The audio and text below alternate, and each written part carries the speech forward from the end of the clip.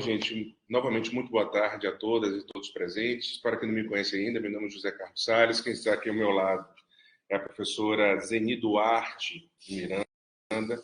É uma pessoa que dispensa, inclusive, a apresentação, porque a própria persona já antecede os benfeitos, né? As benfeitorias que ela tem permeada aí na carreira pessoal, a carreira acadêmica que ela tem tecido ao longo dos anos.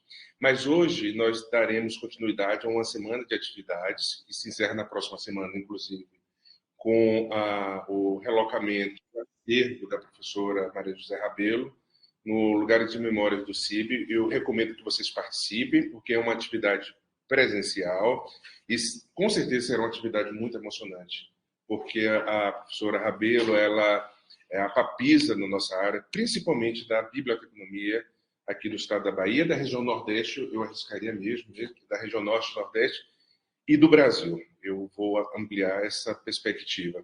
E hoje nós vamos falar sobre as pesquisas que estão em andamento, dos dois grupos de investigação, o meu LAPSI, o da professora Gia Servos, né, tendo como mote uma temática que tem sido bastante discutida no âmbito da ciência da informação, da psicologia, que é a informação e saúde.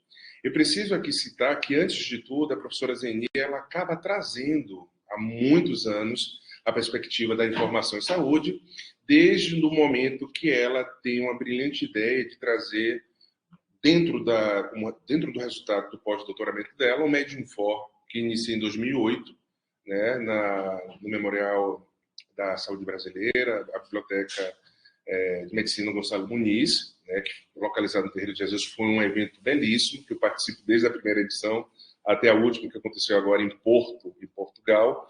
Então, vocês já podem perceber a relevância da temática informação e saúde no âmbito da ciência da informação, e nós estamos agora flertando um pouco com a psicologia, porque a psicologia explica principalmente alguns elementos no âmbito epistemológico, quando se trata, obviamente, de saúde mental, as patologias, a ansiedade informacional, um pouco de normose, a depressão e a informação. Tudo bem? Então, eu pretendo começar aqui com uma discussão, uma pesquisa que nós estamos a desenvolver no âmbito do LAPSI, que é o Laboratório de Práticas em Psicologia e Ciência da Informação, que é um grupo de pesquisa que eu lidero, e que temos diversos pesquisadores, professores, discentes de graduação e discentes de pós-graduação, que é sobre os preditores das patologias informacionais.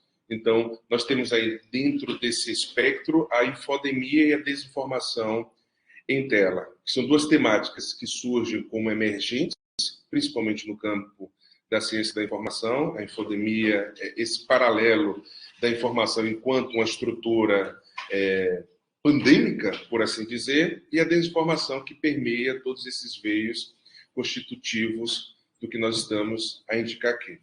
Como havia dito antes, meu nome é José Carlos Salles, atualmente coordeno o programa de pós-graduação em Ciência da Informação, e ao meu lado, eu vou pedir para que a professora Zeni se apresente rapidamente.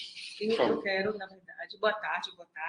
Eu estou aqui ansiosa, querendo apresentar o professor Zé Carlos Salles, na verdade, como ele me apresentou, eu vou também falar. Na verdade, esse evento, antes de apresentar o professor, eu quero dizer que esse evento nasceu a partir de uma ideia que surgiu, porque eu estou como investigadora do CITSEN, que é um grupo de pesquisa gigante lá da Europa, que permeia vários países, mas pertence à Universidade do Porto. Então, a FCT, que é o CNPq de lá, é bom dizer isso, né? Isso. O que a gente tem aqui? A gente tem CNPq, tem CAPES, né? E tem as fundações estaduais, mas lá nós temos apenas um que serve ao país inteiro, que se chama, um instituto que se chama Fundação para a Ciência e a Tecnologia, FCT. Então, eu faço parte desse grupo do CITSEN que pertence à FCT. E aqui, né, eu faço parte do Gia Servos, que pertence ao DGP do CNPq. Como o professor José Carlos Salles também, né, o grupo de pesquisa dele, também pertence ao DGP do CNPq. Então, isso faz parte do caminho institucional das pesquisas no mundo. Então, é o que a gente chama de P&D, né? pesquisa e desenvolvimento, ou IC, né, também. Quer dizer, tem várias nuances aí de conceito. Então, assim, eu e o professor Zé Carlos Salles, a partir do momento que nós nos reencontramos em Portugal, em setembro do ano passado, quando realizamos o segundo Encontro Internacional de Arquivos, Bibliotecas e Museus, né, que também fez parte do projeto do meu pós-doc, nasceu em 2011 aqui, e a gente fez o segundo agora, no ano passado. Então, e depois o Medinfo, quando ele também já esteve lá conosco, eu estou lá, na verdade, numa temporada no Porto, Portugal, e lá nós discutimos sobre essa cadência, no Medinfo, Colóquio Internacional Medicina na Era da Informação, nós discutimos e planejamos, junto com os gestores do CIDSEM, da Universidade do Porto, tudo mais, essa cadência de realização de um evento maior que desse condição de a gente assinar protocolos internacionais, né, visando a internacionalização, que é um tema que está na moda mesmo digamos assim, da exigência do documento diária de avaliações de pós-graduação, ou seja, da CAPES. Então, e também da FCT, dos organismos internacionais que lidam com o desenvolvimento da pesquisa e a inovação, que agora a gente inclui a inovação, que muita gente nem sabe o que é, mas a gente tenta compreender qual é o eixo dessa inovação. E a internacionalização. Então, surge essa ideia desse grupo digamos assim, esse conjunto, na verdade, de eventos que começou na terça-feira e foi na quarta, e a gente para no dia 15, né, que foi o feriado, né, na verdade, na quarta, na quinta-feira, e hoje a gente retoma para encerrar o primeiro ciclo, e depois o terceiro ciclo, que é o que o professor Zé Carlos já falou, que é exatamente a grande cerimônia de transferência do acervo da ilustre professora Maria José Rabelo de Freitas, que é o professor Zé Carlos já apresentou. Então, assim, o trabalho do professor Zé Carlos, ele já falou, mas eu queria dizer que o professor Zé Carlos, ele vem se desenvolvendo nessa vertente da informação em saúde já há muito tempo, desde 2008, né, que nós começamos com o Medinfo 1 e ele já, ainda como estudante de mestrado, ele já estava inserido conosco nessa linha de pesquisa e informação em saúde, o GT11 do ENACIB, né? Mas que a gente cria o Medinfo com a tendência maior, macro, da multidisciplinaridade, trazendo para o bojo do evento, do colóquio, várias áreas do conhecimento. E pronto. E aí culmina com depois o doutorado e a entrada do professor Zé Carlos na Universidade Federal da Bahia, através de concurso, e a partir daí nós começamos a vislumbrar outras possibilidades. E vem aí a área das humanidades, e vem aí também a área das ciências humanas, sociais humanas, né, de uma forma geral, e dentro dela a psicologia, né, que, no geral, a gente pensa a psicologia muito mais a saúde, né? Mas a gente tem um leque lá de desenvolvimento de áreas que são determinadas pelo Ministério da Ciência e Tecnologia do país, que determina a psicologia como uma área das humanidades, né? Mas a gente está nessa perspectiva da psicologia neste momento e da memória e da cultura. Então, hoje vai ser um dia que vamos discutir memória, patrimônio, cultura, informação, saúde e plataformas digitais, né? E então o eixo do professor Zé Carlos está muito mais latente nessa questão da informação veiculada digamos assim, aos tópicos relacionados com a psicologia, com a psicoterapia, com toda essa vertente do comportamento humano, das ansiedades, exato, ele vai me falar isso aí, e comigo, que já venho há muitos anos nessa vertente da cultura, de uma forma geral, que a gente pensa cultura, humanidades, memória, patrimônio, e, todas as áreas que permeiam a cultura e a plataforma digital, que vem a ser o mote das tecnologias na nossa área. Então, está aí configurado esse grupo de trabalho, que eu quero agradecer o apoio da Universidade do Porto, o apoio da Universidade Federal da Bahia, para que eu pudesse estar aqui, né, esse período, essa semana, 2 semanas de intenso trabalho. E convido-os, não podem perder, para o nosso encerramento, que vai ser com chave de ouro, que é o cerimonial, a cerimônia de transferência do acervo documental da professora Maria José Rabelo de Freitas, que lá vocês vão saber exatamente quem foi esta mulher, quem não a conhece, que a maioria conhece, mas alguns mais novos não conhecem, e a gente tem que reavivar essa memória para que a gente não perca a nossa identidade. Então é isso, obrigada, professor. Obrigado, professora Zeni, com uma apresentação dessa. Só cabe a mim agora avançar um pouco, né, sobre a pesquisa que nós estamos a desenvolver. Como a professora disse, nós temos um desafio hoje à tarde, na sexta-feira, né, e já agradeço de antemão a presença de todos que estão aqui presentes, né, aqui em loco, e os que estão presentes no formato remoto, para discutir sobre essas dimensões relativas aos preditores das patologias informacionais. Mas quais seriam essas patologias efetivamente informacionais? Bom, para discutir esse ponto, nós recuperamos alguns aportes teórico-conceituais relacionados à linguagem humana, porque a linguagem humana, como nós sabemos, ela interconecta sujeitos, as suas intersubjetividades, as possibilidades de tecer um entendimento acerca de uma realidade cada vez mais complexa, e a partir dessa realidade complexa nós podemos também intercambiar sistemas de signos que asseguram a comunicação de indivíduos que estão escritos em estruturas dialógicas. O que significa? Nós estamos a estabelecer aqui um ponto que se estabelece na ação dialógica, e essa ação dialógica vai permear signos, significantes, significados, para entendermos, propriamente dito, o que nós avançaremos no quesito da informação e da desinformação. Então, com o advento da escrita, conferiu à humanidade a oportunidade de superar o obstáculo tempo e espaço, facultando a preservar informações para consultas futuras. Então, quando o primeiro homem, a primeira mulher, ou seja, quando a humanidade se arvora a registrar pensamento, maneiras de pensar, memórias, enfim, a partir de um suporte físico, ele já estava se descolando da materialidade, da presencialidade. Quando falo materialidade, é no sentido da própria ação do diálogo.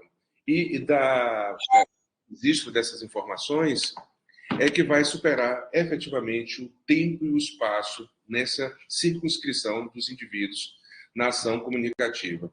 Esse ponto aí eu gostaria de ressaltar para vocês, eu considero bastante relevante, é justamente quando um autor que eu gosto bastante, ele é um historiador radicado nos Estados Unidos, cujo sobrenome é o Harari, ele vai trazer no seu livro Homo Sapiens, né, uma breve história da humanidade, que os primeiros movimentos da própria humanidade foi justamente um movimento de estabelecer essa ação comunicativa. Então, essa comunicativa estava muito mais pautada à oralidade dos indivíduos que faziam parte de um clã, de um grupo social. Esse grupo social acabava transmitindo tradições, transmitindo informações, a própria estruturação de cultura pautada no aparelho fonador. Ou seja, eu aprendi a me comunicar, lógico, a linguagem era uma linguagem ainda muito incipiente, e essa linguagem incipiente, mesmo assim, contribuía para assegurar a sobrevivência daquele grupo social.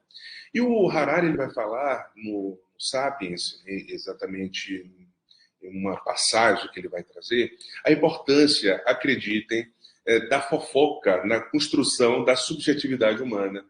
Então, quando os primeiros homens e mulheres descem das árvores, né, que ali havia uma possibilidade de preservar o seu próprio corpo, a sua própria estrutura psíquica, mesmo incipiente, mas já existia um quesito de subjetividade que se direciona às cavernas, né?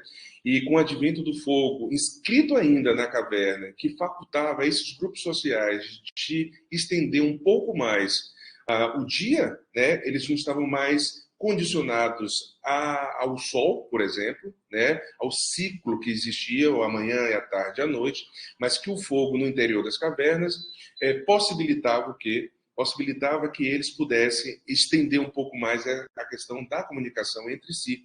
E essa comunicação entre si é bem interessante porque havia a possibilidade de extensão, como havia dito aqui, e essa possibilidade de extensão já facultava a comunicação de fatos, de elementos que aconteciam no dia a dia dessas pessoas, né, o que eles haviam caçado, o que eles haviam coletado, mas assim, diante do fato, havia também uma invenção. E essa invenção, ela é fundamental para justamente criar o que nós chamamos hoje de imaginação sociológica, para se entender essa complexidade inscrita na realidade. Nós sabemos que a realidade é demasiadamente complexa e essa complexidade precisa ser entremeadas, precisa ser preenchidas a partir de um discurso factual e de um discurso, por assim dizer, inventado.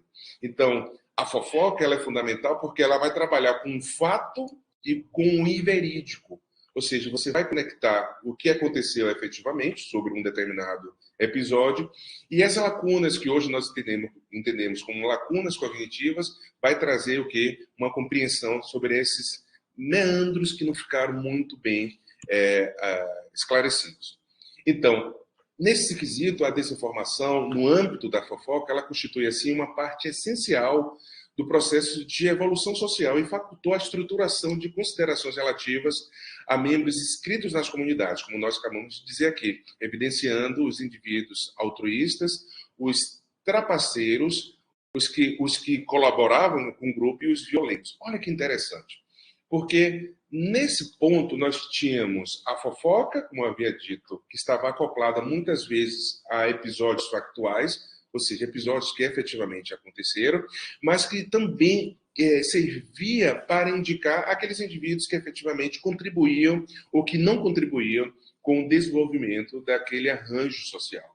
Então, quando eu construo uma fofoca, quando eu construo uma história que é inverídica, né, desde os primórdios da humanidade, nós estamos ali tratando de questões que fazem parte da própria estrutura humana. Né? Nós somos vilões, nós somos heróis, nós somos ativos, nós somos passivos, mas tudo isso num imbricado que vai sendo construído à medida que as pessoas e a sociedade em si vão se desenvolvendo. Diante disso, nós temos a desinformação, né? Aparece enquanto discurso associado ao compartilhamento de informações corretas, e isso vocês já perceberam que advém da história da humanidade. Se vocês recorrerem à pré-história, à antiguidade, à Idade Média, a moderna e a contemporânea, vocês vão perceber que a desinformação sempre fez parte das estruturas culturais da sociedade, porque a sociedade é construída a partir dessas narrativas, desses discursos e do próprio elemento histórico, da materialidade histórica. Então, essas notícias elas estão sempre associadas ao que é efetivamente verídico, aquele que pode ser verificado, trazido à luz da verdade, e aquilo que não é verídico e que pode ser ali escamoteado a partir de uma narrativa e de um discurso. A informação incorreta, então, representa conteúdos alterados, mas transmitidos como verdadeiros.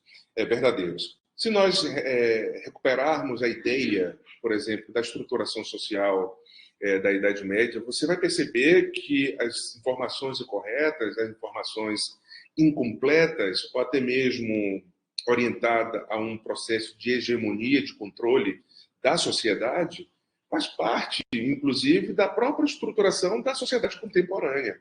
Porque nós somos o legado, né, de diversas sociedades, desde a antiguidade, perpassando aí pela Idade Média, a moderna contemporânea, e que nós nos reservamos, inclusive, ao entendimento sobre essa sociedade contemporânea, inclusive há uma discussão do que seria efetivamente contemporâneo, ou nós viveríamos na pós-modernidade, ou que nós ainda estaríamos, como dizem alguns estudiosos que gostam de provocar, né, essas discussões de estarmos na Idade Média, porque se nós considerarmos um contínuo, né, sobre esses processos, o que efetivamente nós poderíamos considerar enquanto pós-modernidade ou contemporaneidade. Tem um autor que eu gosto bastante, chamado um autor italiano, agora fugiu a mente, que ele vai trabalhar com o conceito de contemporaneidade, Giorgio Agamben, agora lembrei. Ele vai tratar de um conceito de contemporaneidade como a possibilidade de os indivíduos lançarem luz em sombras que muitas vezes estão lá escamoteadas, escondidas, mas que quando nós lançamos luz sobre um espectro que está ali na escuridão, né, sem entendimento apropriado, nós acabamos também por deixar outros espaços na escuridão.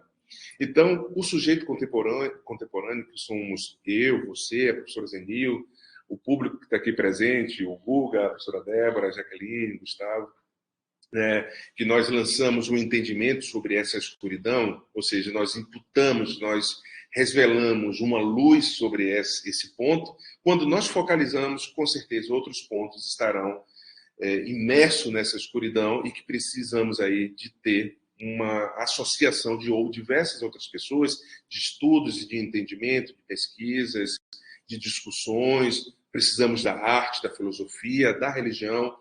Eu não diria nem religião exatamente, mas da espiritualidade, para entender esses veios que são lacunares em relação à própria sociedade. Então, nessa perspectiva, nós temos a má informação, que vai se estender também no decurso da humanidade, e essa má informação ela constitui a informação pautada na realidade, mas orientada a prejudicar pessoas, organizações, instituições ou países. Se nós fizermos uma incursão, principalmente uma incursão histórica, vamos perceber que na Idade Média já existia a má informação, aquela informação que efetivamente prejudicava e matava as pessoas, assim como na modernidade e na contemporaneidade. Se focalizarmos nossa atenção na contemporaneidade, a gente vai perceber que essa má informação ela se perdura e ela se legitima e se mantém no âmbito da sociedade. Casos recentes, por exemplo, que nós sempre citamos, principalmente em algumas disciplinas, alguns cursos que são oferecidos, principalmente por mim, por membros do grupo de pesquisa Lapsina, do GECERF também, que tem a preocupação em entender na materialidade de representação e de organização de materiais associados a conteúdos, é que há casos que vocês vão lembrar sumariamente que tratam sobre esses pontos associados à má informação. Quem não lembra, por exemplo, do caso de Fabiana de Jesus, né? Uma moça que sofria ali do espectro da esquizofrenia, e ela morava em uma comunidade, salvo engano, em Guarujá, em São Paulo, e que havia ali uma associação da imagem dela a uma manifestação de bruxaria, uma magia negativa, né? E que fizeram um retrato falado daquele jeito, sem ser especialista, que infelizmente remetia à moça, que estava inclusive na igreja com um namorado, e quando ela retorna da igreja, ela é linchada pela comunidade. A partir dessa má informação que foi divulgada entre os pares, inclusive, daquela comunidade. E como se não fosse o suficiente, as pessoas registraram, a professora Zeni vai falar sobre esses pontos de registro, de memória, que vai trazer enquanto insumo probatório, que é a importância da ciência da informação, um dos aspectos, claro, né? É justamente você representar e organizar para recuperar enquanto memória, né? Memória institucional, social, organizacional, e que essa moça ela acaba sendo linchada e grava como se fosse um filme de horror, né? E divulgarem nas principais redes sociais, e que algumas pessoas, talvez umas 2 ou 3, foram indiciadas pelo crime, e inclusive eu estava acompanhando esse processo, mas eu não sei qual foi o desenrolar dessa história. Depois a gente pode conversar sobre esses pontos. Na história recente do Brasil também, né, principalmente nesse plano político, nós tivemos um governo que começa em 2019 e que, graças a Deus, finda em 2022, quando apregou a ideia de que medicamentos sem comprovação científica, como a ivermectina, a hidroxicloroquina, a cloroquina, enfim, esses medicamentos que tinham outras funções, né, no organismo humano, mas que mesmo assim as pessoas insistiam para, inclusive, dissipar um pouco a angústia de viver. Nós vamos falar rapidamente, para dar oportunidade à professora Zeni. A protagonista hoje, eu considero a professora Zeni, que vai trazer resultados da pesquisa do grupo que ela lidera, justamente para entender o que nós percebemos enquanto pós-verdade. Também é um estudo que nós desenvolvemos no âmbito do LAPSI. Então, nós temos aqui ainda, considerando essa desinformação, como as informações direcionadas à maldade, ao desprezo humanos, que parece constituir práticas corriqueiras em determinados grupos de reconhecimento e interesse. O que me faz lembrar bastante os estudos que nós empreendemos na psicologia, de um livro assim seminal de Sigmund Freud, que é a Psicologia das Massas e a Análise do Eu. Né? Quando ele fala que quando esses grupos eles se associam, né, principalmente quando eles perdem a sua subjetividade, a sua individuação, eles, segundo Freud, descem a escala da civilização e acaba sendo uma massa, ele vai dizer ali uma estrutura mais ou menos amorfa, ou seja, se forma para desferir uma série de despautérios, inclusive contra outros grupos sociais, contra patrimônio, enfim. E que interfere o que nos é caro dentro do LAPSI no comportamento humano. Então, você já tem noção aí de que o comportamento humano ele está permeado por uma série de questões. Nós falamos aqui da infodemia, da desinformação, e que esse comportamento acaba trazendo aí uma estrutura muito mais pontual do que nós estamos estudando aqui. Por exemplo, nós temos aqui presente a professora Débora, que ela estuda no doutorado aqui em Ciência da Informação, as relações da ansiedade informacional. Né? Essa ansiedade informacional, obviamente, interfere no comportamento dos sujeitos informacionais no processo de busca, né, de procura, de recuperação, de apropriação de informações. E que esse comportamento acaba prejudicando indivíduos e sociedade. Aí eu trago aqui um questionamento, uma pergunta que vai nos balizar nessa discussão que está sendo empreendida e que ao finalzinho a gente pode trazer, né, outras provocações para trazer aí uma discussão mais salutar, mais interessante do que nós nos propusemos aqui. Como o excesso de informação, então, implica num processo de disseminação da desinformação? Aí nós trouxemos dois conceitos só para nos guiar nesse quesito de conceitual. Né? A desinformação, disseminação de informações falsas, imprecisas ou enganosas, intencional ou não intencional, é quando eu recebo, por exemplo, uma informação numa rede social, eu acabo replicando, sem ter em mente, eu mesmo tenho uma ideia sobre o quão perniciosa pode ser aquela informação para terceiros, né, para outras pessoas. Recentemente eu recebi uma rede social, aqui no meu celular, num grupo de família, a foto de dois rapazes, isso foi um caso muito sério, sim, de dois rapazes que havia uma legenda que indicava que eles eram supostos vendedores de colchões, né, que batiam as portas, né, dos seus potenciais clientes, né, mas que eles, na verdade, eram assaltantes. Eu, muito preocupado, porque havia uma imagem vinculada a uma informação, eu acabei pesquisando sobre o caso. E eu descobri diversas matérias que esse caso, como muitos outros, se tratava de uma desinformação. Essa desinformação poderia, inclusive, afetar a integridade física dos dois rapazes. Eles eram pessoas inscritas na sociedade, né, como nós falamos, que pagavam os impostos, tinham suas profissões, mas que talvez por um desafeto, por alguma vingança, né, de algum conhecido, alguma pessoa próxima, acabaram por ser vítimas de uma desinformação que poderia prejudicar. Inclusive, havia uma entrevista de um dos rapazes falando assim, olha, nós não temos nenhum vínculo com essa história, inventaram essa história, e que até hoje as pessoas estão disseminando essas informações e que podem nos prejudicar, por exemplo.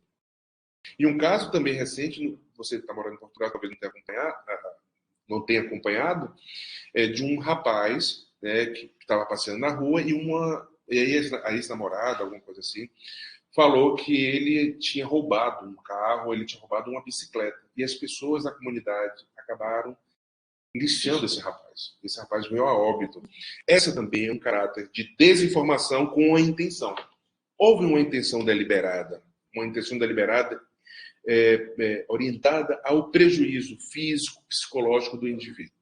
A infodemia aqui, então, se constitui uma sobrecarga de informações, né, né, desenfreadas e contraditórias, que dificulta a obtenção de informações precisas e confiáveis. Essa infodemia poderá propiciar a disseminação de desinformações, porque, vocês sabem, quanto mais informações, mais dificuldade nós temos de equacioná-las. Eu não gosto muito da palavra processá-la, porque essa é uma tradição, principalmente da inteligência artificial, da ciência da computação, lá da metade do século passado, para indicar, inclusive, a estruturação cognitiva dos indivíduos, o input, o output, o processamento, e nós discutimos bastante no âmbito da psicologia, será que seria adequado trazer essas discussões sobre o que nós entendemos da ciência da computação para os processos mentais. Os processos mentais nós entendemos como uma estrutura psicológica básica, é extremamente complexa. Quando se trata de pensamento, e o próprio Vygotsky vai trazer essas discussões, o Luria, né, o Vallon, falando um pouco ali da estruturação da infância e as primeiras formas de estruturar esse pensamento, é muito complexo. Então, o que nós temos na infodemia que pode ocasionar a desinformação? Propagação rápida, vocês sabem disso, um vai passando para o outro, na rede social, WhatsApp, Instagram, sobrecarga de informações, né? E essa sobrecarga de informações, ela também influencia bastante a confusão e a incerteza. Aí eu coloquei aqui uma figura de uma moça muito preocupada, porque tudo isso nós passamos, nós só estamos sistematizando, porque tudo isso nós já entendemos, isso faz parte do nosso cotidiano. É só uma questão de sistematização. Essa infodemia, então, como vocês podem perceber, está associada a situações de crise, de emergência de saúde pública, eventos políticos ou acontecimentos que propiciam um volume exponencial de informações. É o caso da Covid-19. O caso da Covid-19. A Covid-19, todos os dias vocês, nós, o mundo inteiro, nós tínhamos o acesso a informações que muitas vezes não traziam uma configuração adequada para o entendimento da situação. Então, nós aprendemos desde a graduação em biblioteconomia de que o excesso de informação não significa estar informado, mas saber, dentro das competências e das habilidades, como selecionar informações pontuais às necessidades para resolver algum processo no âmbito das necessidades.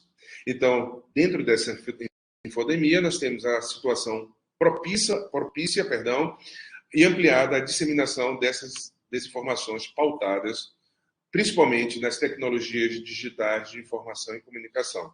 Aí eu trouxe aqui esse perfil, que parece um perfil muito comum, né, a todos que estão aí envoltos desse volume exponencial de informações, como exemplo, o esgotamento, a exaustão, o estresse, crise, irritabilidade, cansaço, frustração, controle, a necessidade de controlar tudo. Aí tem a questão da pressão, não somente da pressão arterial, mas também da pressão da própria as atividades, né, sociais, a pressão no trabalho, a pressão na universidade, pressão na família, enfim, pressão dos amigos, muitas vezes. Né? Então, tudo isso vai reverberando no que nós entendemos enquanto patologias informacionais. Então, nós temos aqui que essas patologias informacionais, né, aí nós podemos trazer a ansiedade informacional, a própria depressão, né, e alguns outros elementos que fazem parte, né, das psicopatologias, que são estruturas, que são elementos predicativos preocupados pela psicologia, né, ou seja, são reclamados pela psicologia. Então, essas patologias informacionais se constituem problemas de saúde e bem-estar, ao uso inadequado ou excesso de informações, interferindo negativamente no cotidiano dos indivíduos. Então, nós temos aí, dentre as patologias informacionais, a sobrecarga informacional, que é uma temática também muito relevante, a desinformação e notícias falsas e a dependência tecnológica. Nós temos ainda, dentro dessas patologias informacionais, a síndrome da fadiga informacional, que é a dificuldade de lidar com excesso de informações, né, Débora? A infoxicação, né? Que é a sensação de estar sobrecarregado e ansioso devido ao bombardeio constante de informações, e a desinformação crônica, a dificuldade persistente em distinguir informações verdadeiras de informações falsas, né? E ainda há uma patologia informacional que é aquela necessidade de se manter, a falsa, né, necessidade de se manter informado o tempo inteiro, né? Que é aquela avidez por informação, o que está acontecendo, e preciso saber de tudo, preciso acessar todas as redes sociais, quem se divorciou, quem está grávida, quem conseguiu atropelar uma pessoa, enfim. Então, nós temos ainda como derivadas as patologias informacionais. Então, chegando já ao finalzinho da minha participação, um pouco corrida, assim, para oportunizar a fala da professora Zeni, eu também estou muito ansioso em ouvir os resultados da pesquisa que ela tem, exatamente, né? O que ela tem desenvolvido com o grupo dela de pesquisa, que tem uma parte lá em Portugal, agora uma parte aqui no Brasil. Nós recuperamos aqui algumas matérias que foram publicadas, principalmente durante a pandemia da Covid-19. Aí vocês podem ler aqui comigo e vocês vão perceber, por exemplo, que existe uma série de episódios que interferiram, não podem, mas sim interferiram substancialmente a vida das pessoas. A primeira fala: Brasil lidera a desinformação sobre número de casos e mortes por Covid no mundo. Centenas de pessoas morreram por causa de fake news sobre Covid-19, diz estudo. Estudo brasileiro sobre cloroquina é interrompido após morte de pacientes. Coronavírus. Um menino de 5 anos que ficou cego e outros efeitos trágicos de informações falsas sobre a Covid-19. Na continuidade, nós temos aqui a ingestão de álcool para falsa cura contra a Covid-19, coronavírus, já matou 300 indivíduos no Irã. Esse caso é bem peculiar, porque não sei se vocês lembram, surgiu uma informação das redes sociais no Irã de que a ingestão de álcool poderia combater ou prevenir o contágio do coronavírus, né, do novo coronavírus. Então, como vocês sabem, é proibida a venda de bebidas alcoólicas no Irã. Então, as pessoas correram para os postos de combustível, né? A partir dessa informação, eles compraram o álcool, não, como chama? O etanol. Metanol. O etanol. Etanol. Etanol. Não, o do carro. Etanol. O do carro, o etanol. Que bota no carro. As pessoas compraram, colocaram nas garrafas e beberam. E 300 pessoas, Gustavo, morreram por causa dessa informação. Nós estamos, inclusive, desenvolvendo um artigo, espero que no próximo ano a gente consiga publicar, de comportamento informacional que são prejudiciais, que levam à morte das pessoas. A gente não quer falar de consequências como, sei lá, cegueira, não. Você vai falar de morte. Ou seja, a informação falsa pode levar à morte. Em Nova York, 30 chamados por ingestão de desinfetante. Melhor prevenção é a higiene. As pessoas, inclusive um pai e um filho, beberam detergente, acreditando que estariam livres da Covid, né? Aí tem aqui, médicos da Índia pedem para que pessoas do país não usem esterco bovino contra a Covid-19. Veja o vídeo. Então, eu não traria o vídeo aqui porque é muito desagradável.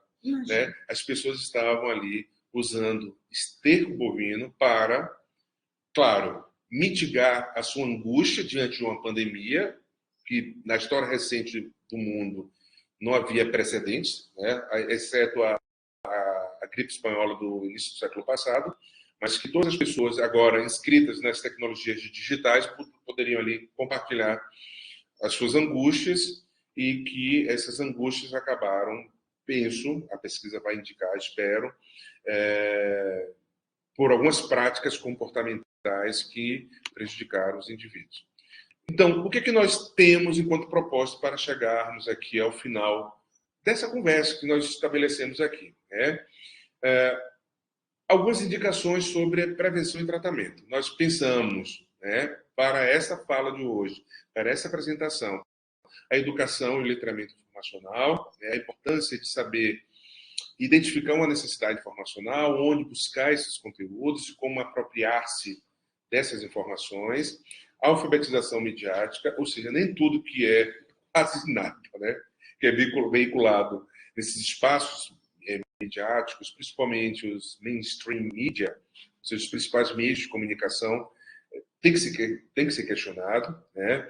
Eu ouvi uma certa vez, Gustavo, um crítico falando que o Brasil é um país bem curioso, que acredita na novela e duvida do noticiário, né? Então, quando um personagem, por exemplo, ele faz uma campanha na novela, as pessoas conseguem se apropriar com muito mais facilidade do que uma informação que é disseminada, por exemplo, por um especialista em um jornal ou em um programa de notícias, né, para indicar ali. Da questão da contação de história. Da contação de história. As pessoas estão muito mais pautadas nessas histórias, exatamente, Jaqueline. E ainda trouxemos aqui o uso consciente da tecnologia. Bom, essa é a parte mais complexa, né? O que seria o uso dessa tecnologia? Então, nós precisamos entender. Analisar antes de compartilhar alguma informação que chega na rede social, né? Procurar fontes seguras. Se for informações relacionadas à saúde, ver o site do Ministério da Saúde, da Unesco, OMS, enfim. Pesquisar em fontes de informação seguras para evitar o compartilhamento de conteúdos. Então, para encerrar efetivamente, nós trouxemos aqui alguns caminhos possíveis para se alcançar o que nós entendemos de saúde mental, já que um dos grandes lances do grupo de pesquisa é a informação e a saúde mental, ou seja, a informação orientada à promoção do bem-estar dos indivíduos, né, para a libertação, poderia parafrasear um pouco Paulo Freire, a libertação dessas pessoas, né? Praticar atividades físicas é um primeiro ponto que nós consideramos aqui. Reforçar alguns hobbies, ouvir música, meditar, ter bons amigos, pessoas que nos colocam em uma posição de conforto, né, que nos entendam e façam ali uma equação saudável. Atentar para os primeiros sinais de ansiedade, que nós estudamos em psicologia como os sintomas prodrômicos. É um nome bem complicado, até quase um palavrão, né? Prodrômico. É quando os primeiros movimentos de um determinado sintoma ou sinal aparece, precisamos prestar atenção. Às vezes é uma falta de ar, o coração um pouco acelerado, uma inquietação. Liga o alerta, porque isso não é o estado normal dos indivíduos, né? Nós temos ainda a terapia, que é importantíssimo. Todas as pessoas, mesmo aquelas que não demandam, deveriam fazer algum tipo de terapia, né? E a terapia transcende também o set psicanalítico, o set psicológico. A terapia pode ser um grupo de reforço, pode ser uma dança, pode ser um teatro, por exemplo, orientado a essa terapia. Eu gosto bastante de teatro, eu gosto de música, então eu posso ir reforçando esses elementos. A alimentação saudável, essa é uma parte bem crítica, né? Nossa corrida diária, às vezes, não autoriza uma alimentação saudável, enfim, isso a gente tem que equacionar também. E ler um bom livro, né? Ouvir boas músicas, né? Ouvir boas matérias de jornal, enfim. Porque eu sempre vou trazer um pouco da psicologia, porque se você, por exemplo, deixa a televisão ligada em um determinado canal que é sensacionalista, que transmite mortes atrás de mortes, acidente atrás de acidente, o nosso inconsciente acaba se apropriando. E aqui não tem nada a ver com algo transcendental, de fé, enfim, é algo científico, né? Eu estou aqui, por exemplo, conversando com vocês que estão no formato remoto, conversando com vocês que estão aqui no presencial. O meu inconsciente está o tempo inteiro processando. A professora Zeni, que está ao meu lado, a professora Débora, o Guga, enfim. Tá bom? Então, gente, gente, diante disso, muito obrigado pela audiência de vocês, né? Esse aqui é o meu e-mail, tá bom? O site que eu tenho, que eu atualizo sempre, né? E ainda as minhas redes sociais para serem utilizadas aí nesse sentido com moderação, né? Eu acabo divulgando algumas informações que eu considero importantes, né? Principalmente no meu perfil profissional como professor e o perfil também do nosso grupo de pesquisa, que é o LAPSI. Então, muito obrigado, gente. Passa a palavra à professora Zeni Duarte, que vai dar continuidade a essa conversa agradabilíssima, uma sexta-feira à tarde, né? E que vocês estão aqui presentes nos prestigiando. Muito obrigado.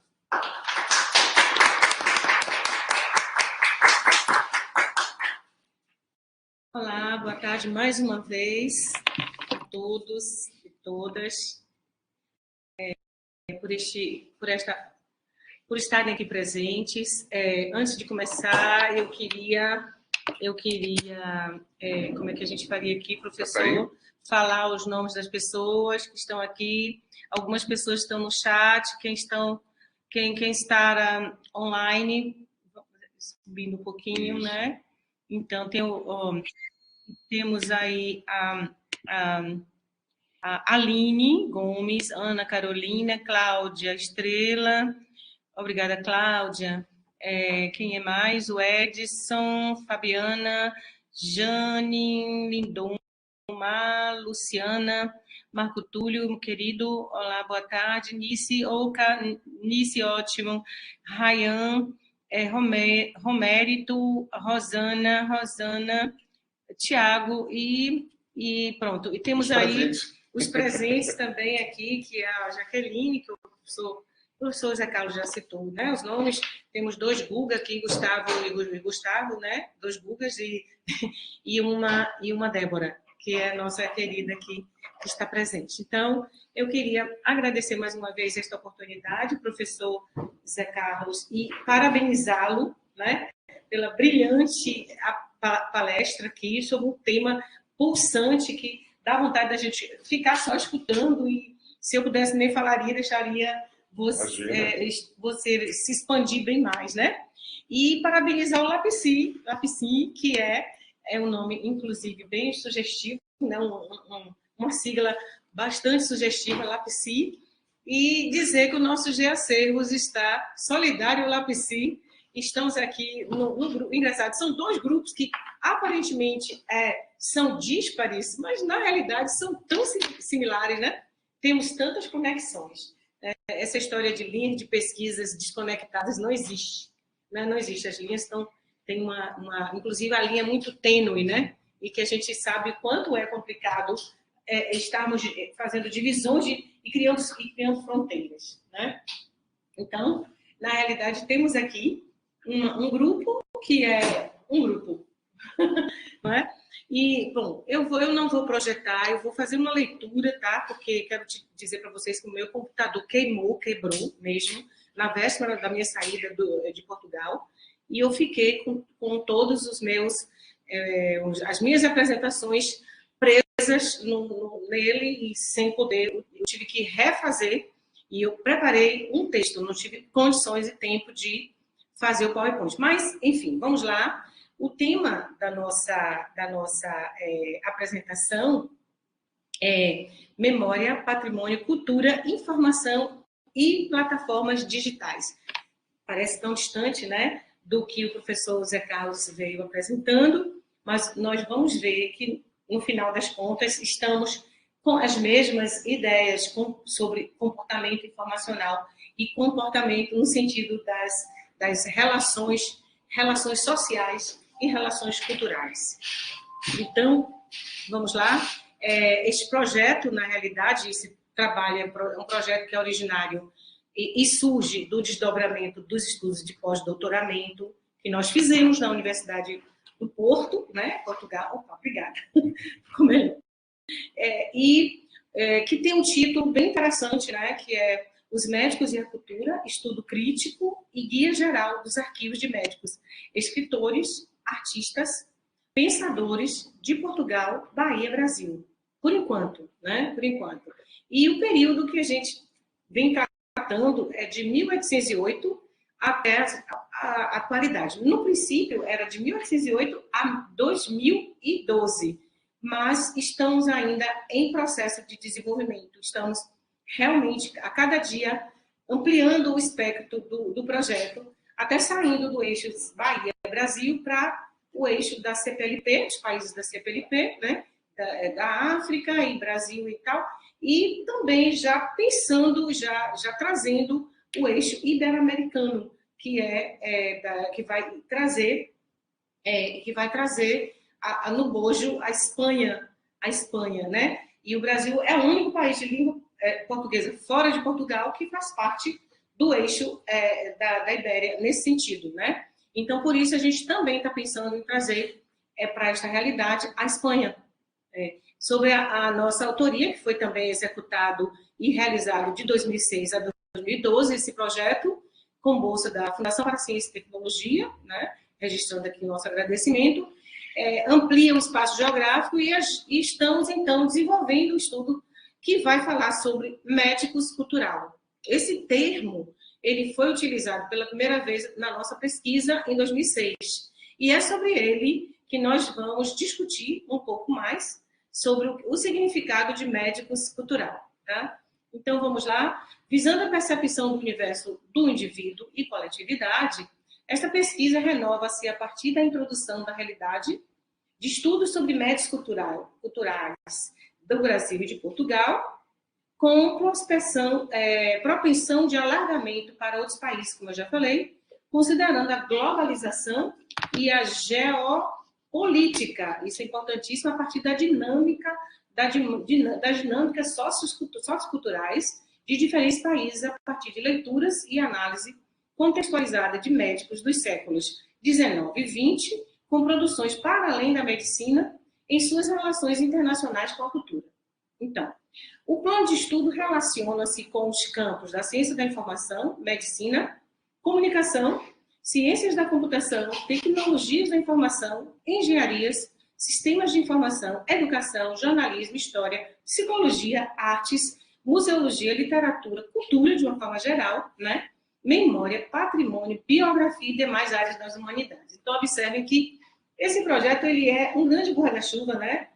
Que a gente estende para todas as áreas, a gente abre espaço para discussão de diversos temas que se relacionem ao comportamento humano, o comportamento de médicos. Médicos que não foram apenas médicos. Médicos como, por exemplo, Nina Rodrigues, né? Que a gente tem uma história aqui, como, por exemplo, o Juliano Moreira, que foi, para mim, na Bahia, um dos mais potentes médicos que trabalharam, que veio trabalhar nessa vertente da cultura, né? Médicos que passearam pela cultura, que foram muito mais do que médicos, né? Então, que foram para a antropologia, para a sociologia, para as artes, para a política, né? Para a espiritualidade, o mundo da espiritualidade. E o comportamento desses médicos é que vem valer a pena aqui a discussão, né? O que esses médicos têm, né? O que levaram essas pessoas que vão para a ciência médica e, de repente, se descobrem em outras vertentes. Então, a gente vem discutindo isso ao longo dos nossos estudos. Quem está no grupo de pesquisas de acervos acompanha bastante, a gente já escreveu livros, artigos sobre, mas eu quero sinalizar aqui um pouco mais, teorizar um pouco mais, né? O plano de estudos relaciona-se com os campos que já falei, todos eles com possibilidades de avanço no que a gente chama de áreas das humanidades, e hoje a gente tem a humanidades digitais, né? Que é extremamente forte na Europa, ainda não é tão forte aqui, esse conceito, eles criaram essa área. Nós temos lá vários concursos, inclusive, para funcionários, né, e para servir, digamos, contratações das diversas áreas nessa vertente das humanidades digitais. Está, assim, bombando, né? E a gente precisa trazer isso para o Brasil, inclusive. Né? Falar para o CNPq isso, tá? Vamos tentar. Este projeto objetiva disseminar conhecimento, enquanto objetivos, né? Conhecimento e promover mudanças de comportamento em relação à preservação do patrimônio documental e à sustentabilidade informacional. Então, o GEACERVOS trabalha o tempo inteiro buscando nessa direção da sustentabilidade informacional. Isso vem a partir da Agenda 2030, né, da Unesco, da ONU, na verdade, onde estamos ligados, quer dizer, a área da ciência da informação está ligada justamente a esse item, né, da Agenda 2030, que diz que tem a ver com a sustentabilidade informacional, em todos os aspectos, que aí vai retratar também o que a sociedade espera do profissional, de nós aqui, né, dos profissionais da área da informação, do patrimônio, da cultura como um todo. Então, é um estudo que trata de vetores como a preservação da memória de médicos cultural, suas relevantes bibliocronologias, produções e acervos documentais por eles constituídos ao compartilhamento da informação, sustentabilidade informacional, como eu acabei de falar, preservação e socialização da cultura. Então, essa vertente cultural, né, está bastante alinhada ao que a gente vem desenvolvendo. O que a gente vem desenvolvendo? Uma discussão que trate dessa relação da informação com a cultura. Como é que se dá essa relação? Isso é muito pouco discutido no âmbito da ciência da informação, né? Então, vamos aqui falar sobre um médico importante que se chama Daniel Serrão, que ele vem para o nosso estudo, ele participa, inclusive, dos nossos projetos. Ele foi homenageado pelo Colóquio Internacional Medicina na Área da Informação, mas, em memória, infelizmente, não está mais entre nós. Nós estamos o tempo inteiro trazendo ele para o bojo das nossas discussões. Né? Foi um médico incrível que nos deu digamos assim, um potencial, que nos transmitiu um potencial enorme para compreendermos essa relação do médico que vai buscar outras áreas de expressão nas suas vidas, né? E ele diz assim: a criação artística nos médicos brota do exercício de sua profissão, que o obriga a mergulhar no que de mais sublime ou escabroso, de mais humilde ou heróico, de mais penoso, humilhante ou violento tem o viver dos humanos, né?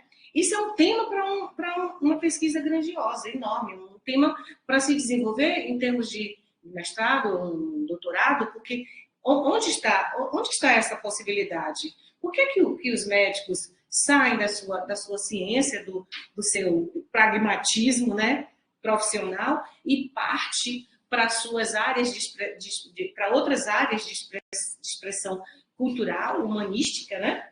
E ele vai dizer que talvez seja esse pulsar, né, que é violento do saber que o viver é morrer, né? Então, e aí? A ideia, né, era e ainda é mostrar a versatilidade artística e cultural dos médicos, enraizando-a possivelmente na especificidade ontológica da sua profissão de salvadores de corpos, não podendo ser indiferentes às emanações in extremis do espírito. Então, isso é muito forte, né? O que o Daniel Serrão fala. Por outro lado, nós temos outro português, também médico da cultura, que nós conhecemos no Medifor de 2020, aqui, que foi homenageado pelo Medifor, e, ao mesmo tempo, ele encerrou foi a conferência de encerramento do Medifor, que se chama Antônio Barros Veloso.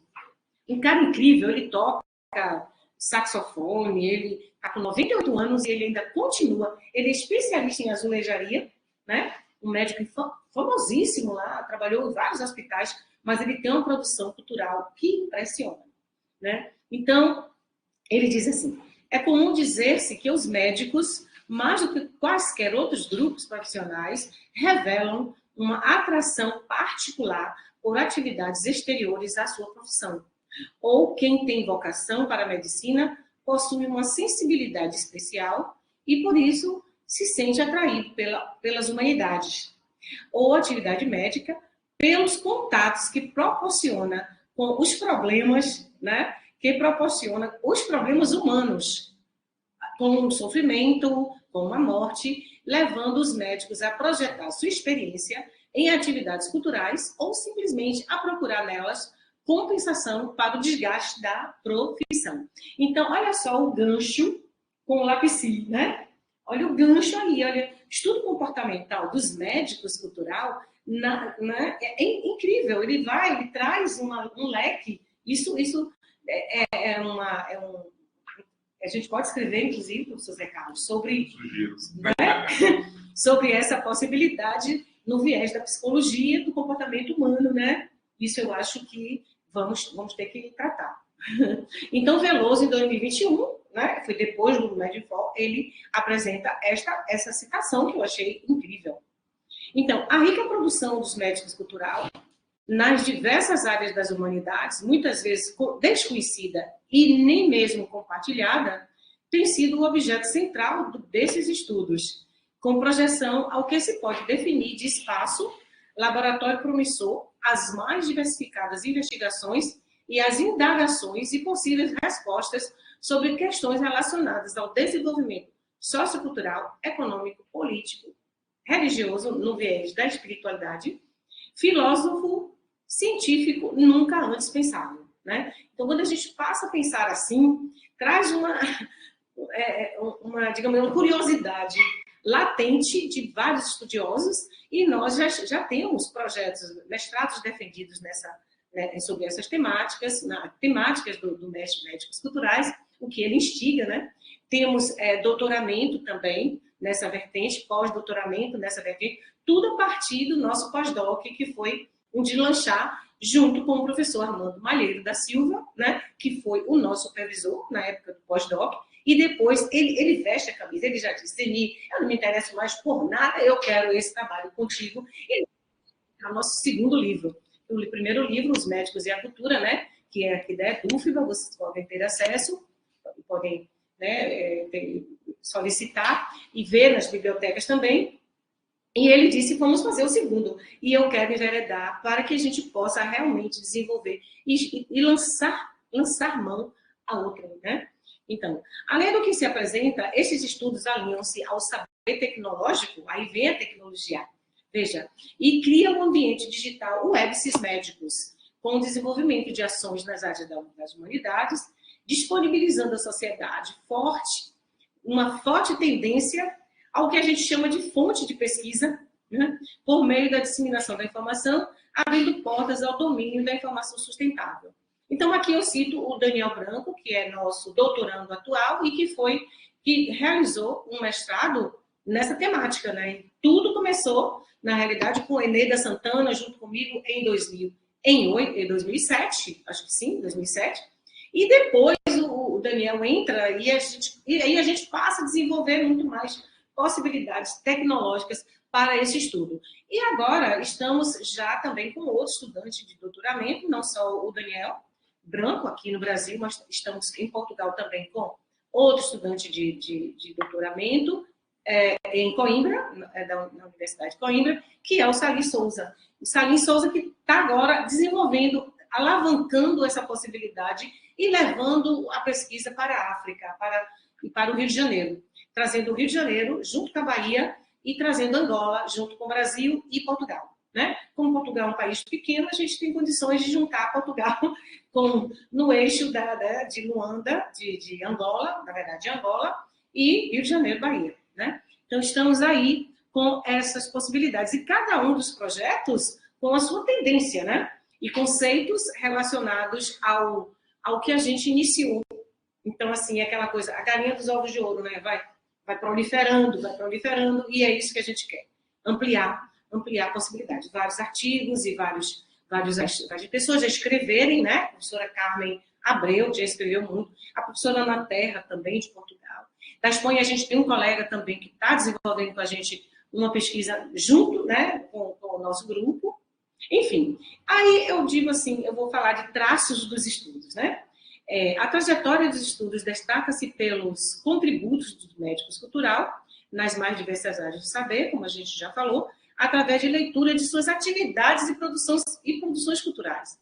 Transparentes em seus acervos, aí vale ressaltar que os acervos documentais são muito importantes aqui, e a ressoar em suas vidas, obras e pensamentos voltados para mais do que seus dotes e legados deixados à ciência e bem retratadas em suas biobibliocronologias. Daí a gente vai citar mulheres, né, médicas cultural, que são infinitas, impressionantes, tanto no Brasil como fora do país. A gente vê, por exemplo, a Nise da Silveira, né, que vale a pena fazer esse link, Nise, eu já escrevi um texto junto com Tereza Coelho e a Denise Silva, né, sobre o Nise da Silveira, saiu aí, foi publicado em vários jornais, a gente escrevia também no Jornal à Tarde, há um tempo atrás, onde tinha o caderno cultural, né? E a Nise da Silveira foi importantíssimo. Antes de lançar, eu vi o filme sobre ela, que eu não sei como é que está esse filme, se ainda está disponível, deve estar, mas foi um filme muito importante para nós. Antes disso, já tínhamos escrito sobre ela, e ela vai trabalhar com a psiquiatria, né? Ela vai para a psiquiatria e ela é completamente alijada. O preconceito era enorme, né? Porque ela se metia mesmo na questão da esquizofrenia, das doenças mentais e de todas as outras, e ela criou um grupo enorme de pessoas com problemas mentais, né? Não sei se é assim, professor, que a gente chama.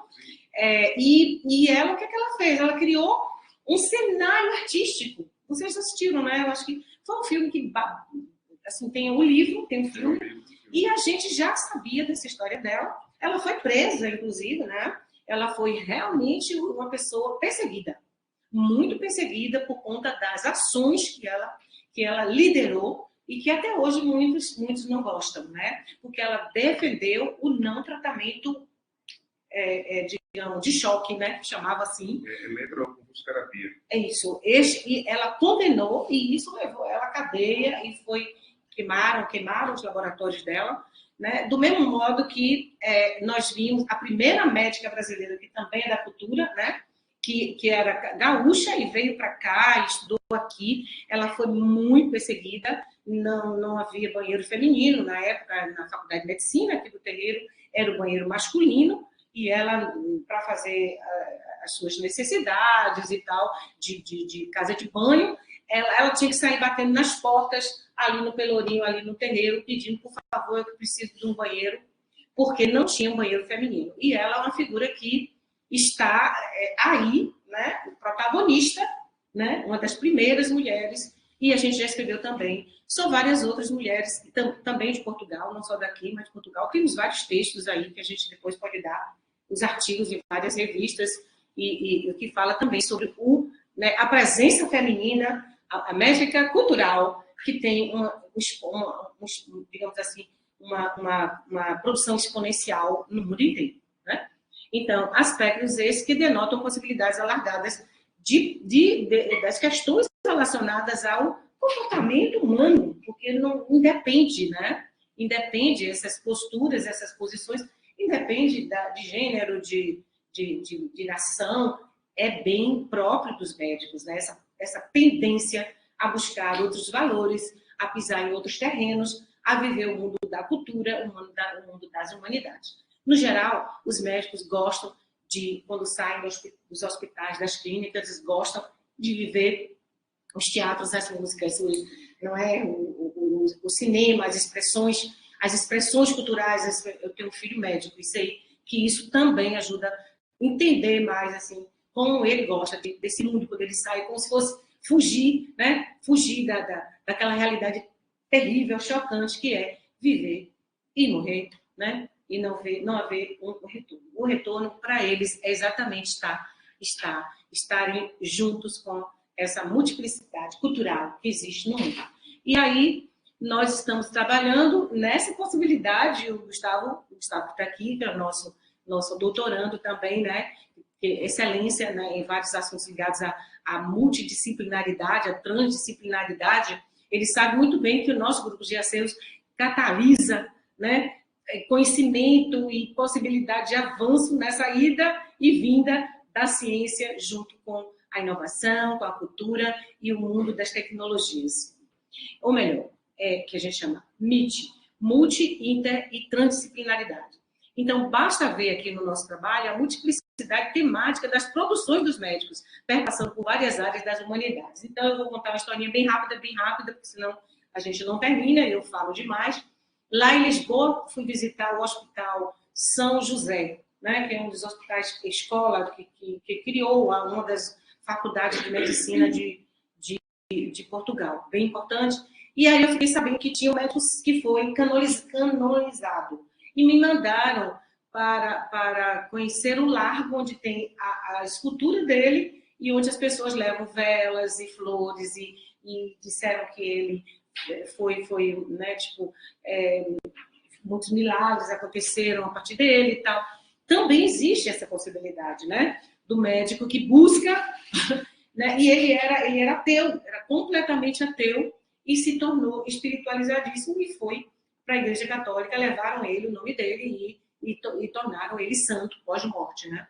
E outros mais, né? Nós temos aqui na Bahia um cara que nós nem curtimos tanto, assim, mas o Ossiane Neto é médico e se tornou um político que, por mais que foi, né, reconhecido e conhecido no mundo inteiro. Nunca gostou da medicina. Então, a gente observa também que esses caras, eles foram para a medicina, e as mulheres também, tanto o homem quanto a mulher, né, a gente não está descartando aqui, muito por conta da família, né, as famílias tradicionais, e quando não eram assim, eles eram reprimidos, como Juliano Moreira, que não era filho, digamos, ele era filho, bastardo, como eles diziam, né, entre aspas, e aí ele foi um gênio, e aí era negro, e as pessoas não aceitavam o médico negro também, né? E não aceitavam que o médico não fosse da elite, porque a elite é que conduzia os filhos a essa aventura da medicina, porque a medicina era status, era a área, né, que a burguesia, a elite defendia. Então, um conceito baseado em tendências, né? Médicos cultural. Vou só ler o que para nós foi, que isso vai para o dicionário de terminologia científica, né? Que diz assim, médico cultural, termo e conceito utilizado pela primeira vez na investigação, os médicos e a cultura, estudo crítico e guia geral dos arquivos de médicos, escritores, artistas e pensadores de Portugal, Bahia, Brasil, da nossa autoria, resultado do pós-doutorado, que eu já falei, e que vem com a supervisão de alguns pesquisadores e adotado já por muitos. Nós vimos já no Medifor, muitos adotam já o médico cultural. Então, é bem... Então, assim, aí tem o livro, né, que eu falei, que é Os Médicos e a Cultura de Portugal na Bahia, olhares introspectivo e analítico sobre o modo de ser e de estar médico-cultural. Então, ele está disponível aí na rede, quem quiser. Um conceito baseado em tendência, novamente, né, ele vem trazer também a nossa discussão sobre informação e cultura. Aí é que está o lobby, né, desta pesquisa, Informação e Cultura. A partir do referido estudo, foi possível destacar um número expressivo de médicos com relações particulares com a cultura, dando lugar a um trabalho memorial de ilustres personagens culturais. A questão está posta e as respostas alinham-se às conjunturas e múltiplas perspectivas de abordagens. Um sociólogo das profissões pode incluir esse tópico da deriva cultural numa indagação quantitativa através de inquérito e procurará, a partir dos dados estatísticos, a teoria interpretativa mais consistente. E agora entra o psicólogo, né, seguirá o seu caminho explicativo e o neurologista tratará da interação mente-meio. Não sei se o professor Zé Carlos concorda, há de se discutir sobre este cenário, este conceito, as tendências que nós vimos em alguns profissionais das sociais, né? Ciências sociais e ciências humanas, que vão tratar esse tema de uma forma diferenciada do que nós estamos buscando, mas que vem a calhar, que, na verdade, nós consideramos informação e cultura a partir da nossa experiência científica da área da ciência da informação também, né? Então, e vamos lá. E quais, aí eu lanço também uma questão, já que o professor Zé Carlos lançou uma questão, eu faço questão de estar também com outra questão. E quais as respostas da ciência da informação para essa questão, né? Inserir essas e outras questões similares no âmbito da ciência da informação implica, em primeiro lugar, proceder através dos polos epistemológico, teórico, técnico e morfológico, quando do lançamento, ou do levantamento, desculpa, e leitura de acervos de médicos cultural para uma temporalidade, séculos 19 e 21, e espacialidade médicos cultural, né? E aí eu complemento com a coisa contemporânea, a contemporaneidade também, né? Que foi bem interessante no discurso do professor Zé Carlos. E aí eu vou parafrasear Bourdieu, eu gosto demais, ele está perpassando pelos estudos, né, aqui o tempo inteiro. E Bourdieu, em 2002, diz assim: os intelectuais transmitem quase tanto quanto os outros preconceitos, estereótipos, ideias, representações muito sumárias, elementares, que se alimentam de acidentes da vida cotidiana, de incompreensões e mal-entendimentos, né? Mal-entendidos, ou seja, vem a calhar com o que o professor Zé Carlos apresentou aqui, muito. Olha como a gente tem conexão, né? Veja, então, e aí volto e digo, incluo o termo cultura no título do nosso trabalho, né? É deste plano, e aí é um palco que a gente aceita, né? Implicitamente, vem aí a carga iluminista do conceito de cultura e dual, como é o ser humano, né?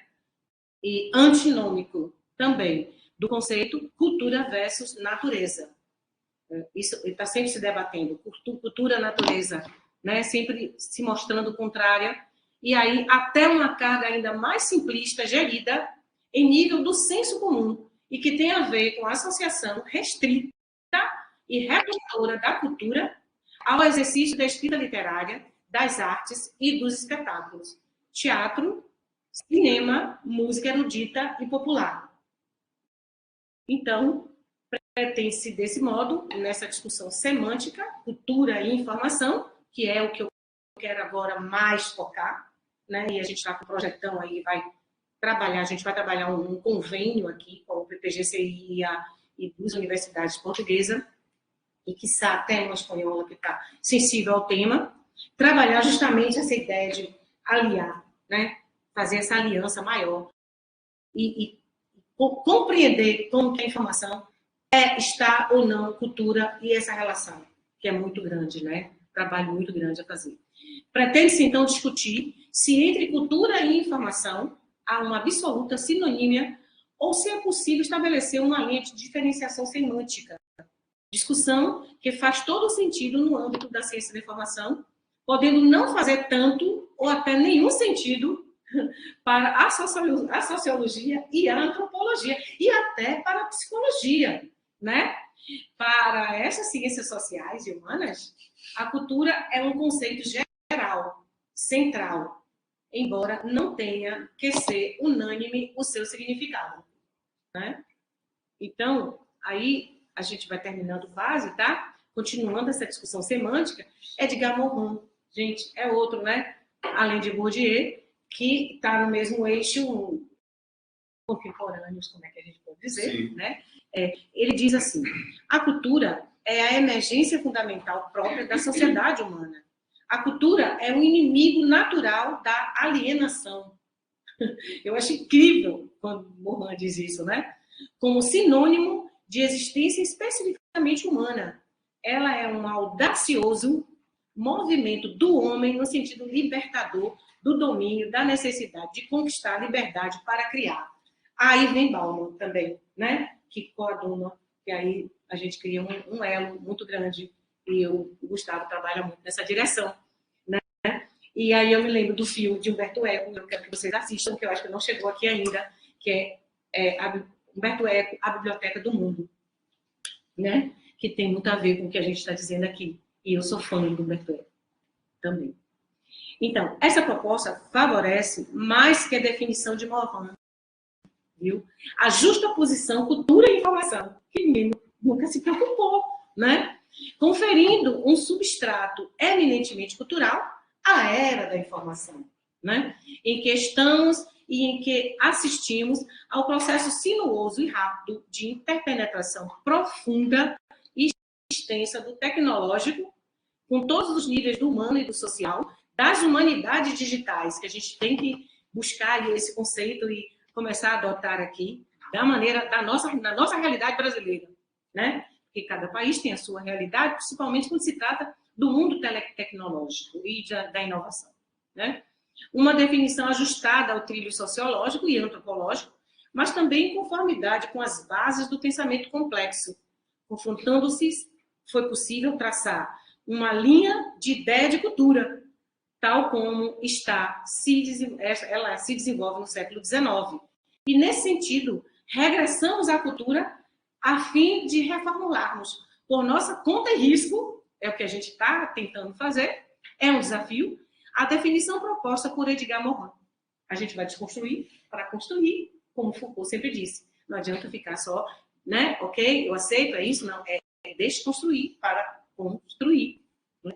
Há um capital cognitivo, mitológico e ritual, aí eu coloco entre parênteses, saberes, crenças, normas, proibições, valores. E um capital técnico, que eu boto entre parênteses, saber fazer, o savoir-faire, né? Práticas e regras. As materializações culturais, objetos e costumes, decorrem deste segundo, enquanto o primeiro absorve o conceito estrito da cultura, letras, arte, ciência, aceite pela generalidade das escolas e teorias e problematizada em ensaios de fôlego e absorve também da informação devido a uma obversimilitude semântica. E aí a gente cita também Silva, que traz um trabalho muito bom nisso. O objeto de estudo da ciência da informação aparece englobado pela concepção mais restrita ou do cognitivo mitológico ritual da cultura. Nós estamos inseridos na cultura, somos cultura. Informação é cultura. E esta leitura levou a considerar 3 planos de tensão simbiose entre a ciência da informação e a cultura. Em primeiro lugar, em primeiro plano, avulta no tempo em que estamos, um tempo de extraordinária vertigem tecnológica, o desafio da complexidade caracterizado por Morin através da fórmula, entre aspas, programática e urgente da religião dos saberes, mais ainda pela adequação dos objetos naturais e culturais.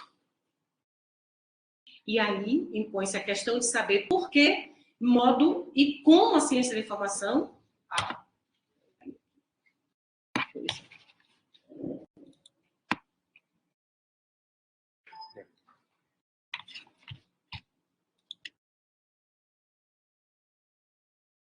no finalzinho. Tecnologia tem dessas coisas, né? Impõe-se a questão de saber de que modo e como a ciência da informação, estudando, compreendendo, explicando e operando sobre a informação, defina os termos expostos, contribui para o estudo e para o enriquecimento de conceitos de cultura sem fraturas divisórias clássicas, né? Erudita versus popular, sem isso, né? Abrindo esse espaço, ou grupais, socioprofissionais e técnicas, ou seja, promove religação epistemológica. Então, assim, para finalizar, tem um negocinho aqui que eu queria tirar, esse aqui, não sei, é aqui. Acho que por aqui é melhor. Bom, a reflexão ainda é muito incipiente, mas dá para ler, professor. Mas, sem dúvida, fecunda e promissora sobre os resultados limitados da ciência da informação, obtidos dentro de um quadro de uma cientificidade ajustada. Então, eu vou ler aqui essa reflexão e a gente conclui. Finish.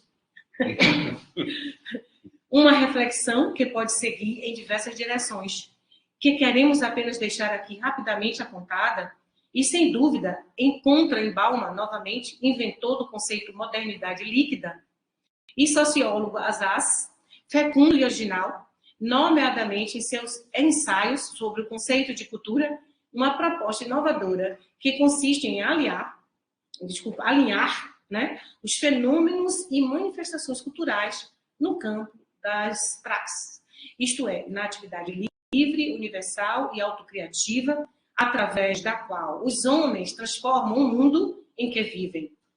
É o caso dos médicos culturais, né?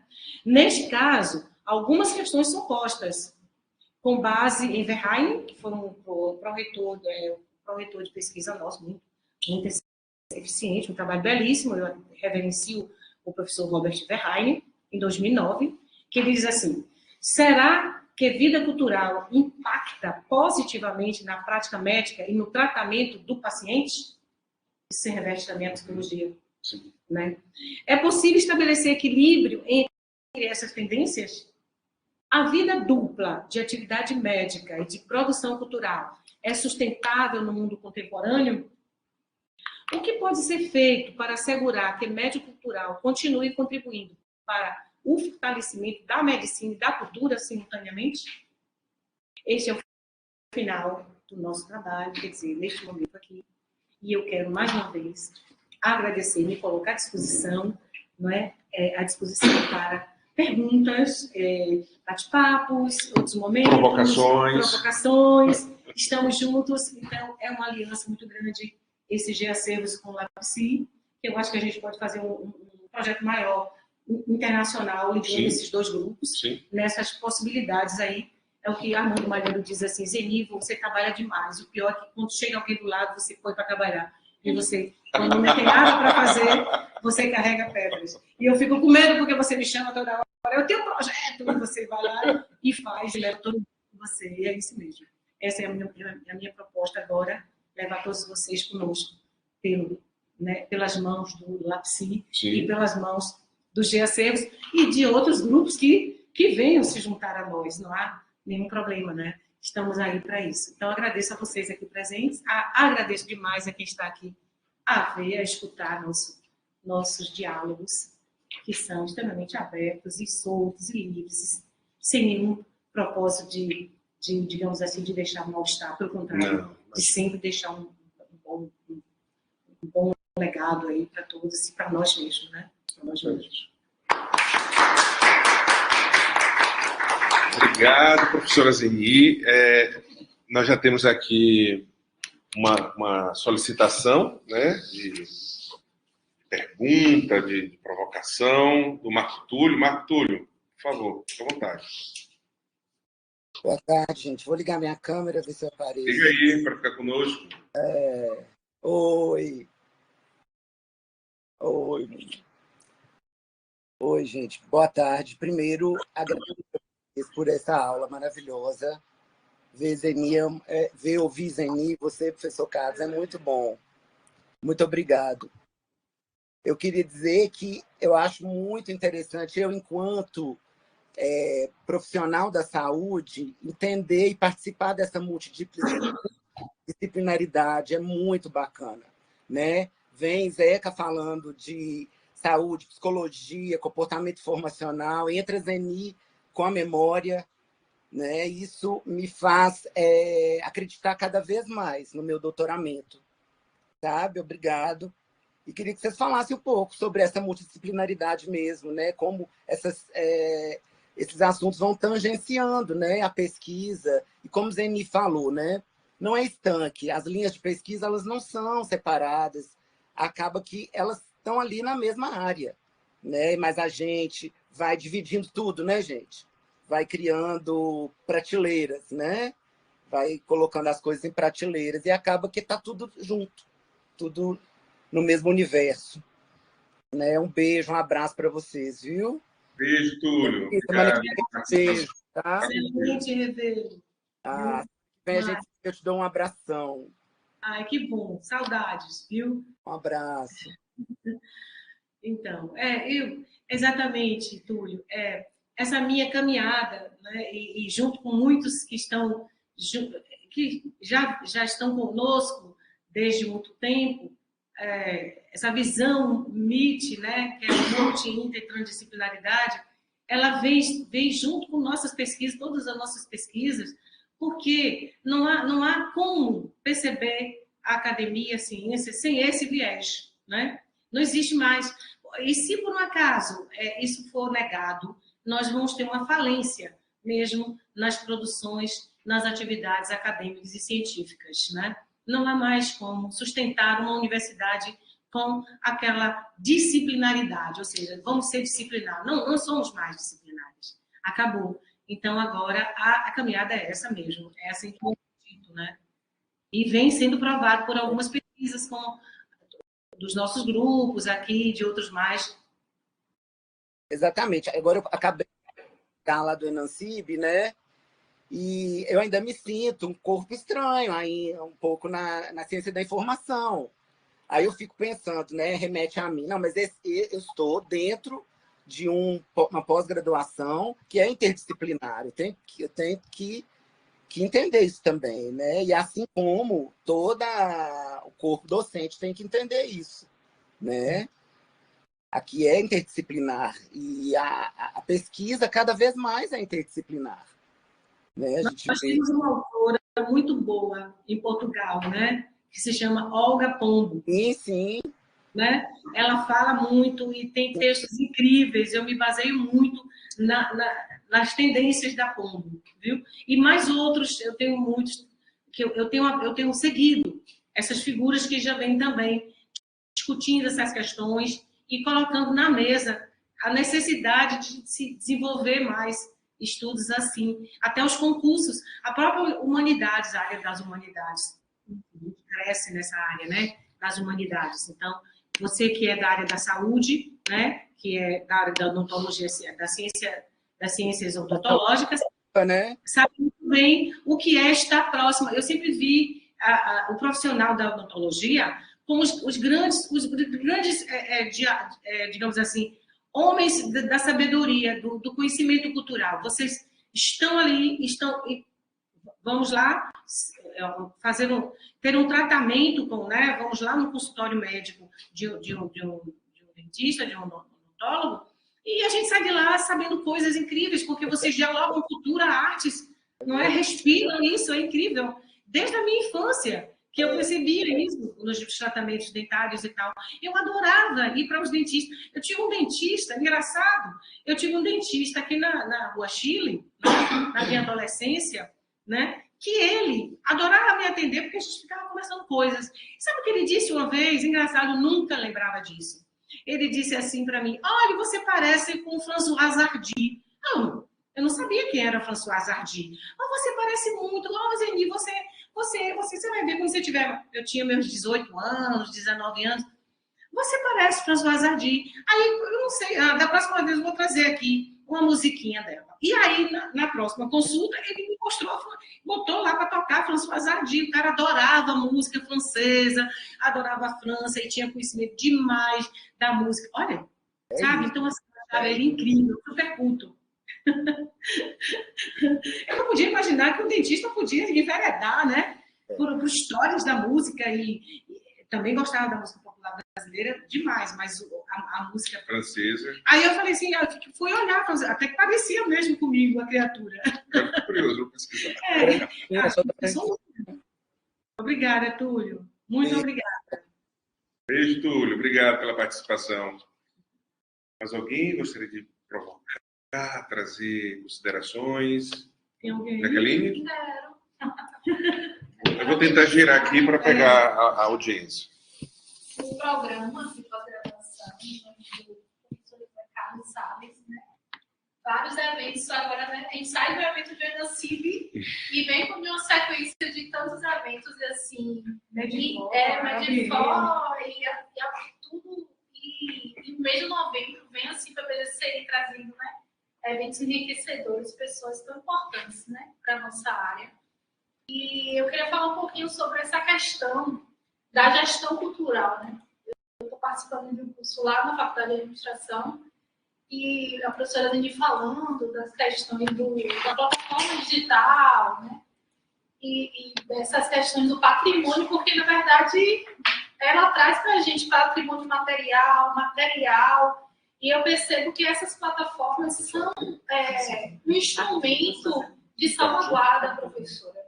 A senhora traz isso, né, nos seus projetos, de trazer essa metodologia para preservar, né, trazer a memória desses instrumentos culturais e desses profissionais, porque eu acho que a cultura está dentro de todas as áreas, na verdade. Quando você percebe um município de 30 mil habitantes, que uma comunidade fala sobre essas questões, né, do quanto é importante a pedra, eu esqueci o nome, uma pedra que traz uma memória para a sua comunidade, enquanto aquela pedra é sagrada para aquela comunidade. E eles trazem justamente querer a salvaguarda daquele instrumento e provar, né, dentro da comunidade, através das esferas municipais, estaduais até federal, daquela importância. E a senhora traz isso quando a senhora fala sobre médios culturais. Aí eu vim percebendo, assim, junto com esse curso que eu estou participando, do quão importante é, entendeu? E parabenizar pelo seu trabalho. Obrigada. Jaqueline, muito obrigada. E assim, você, mais do que ninguém, né, vem trilhando a interdisciplinaridade, porque o currículo da Jaqueline demonstra muito, né? Quando ela começou a fazer aquele mapeamento das cidades, olha o quanto ela ganhou, né, de conhecimento sociocultural, né, das tradições dos municípios baianos, e aí produziu isso bem antes de fazer o mestrado.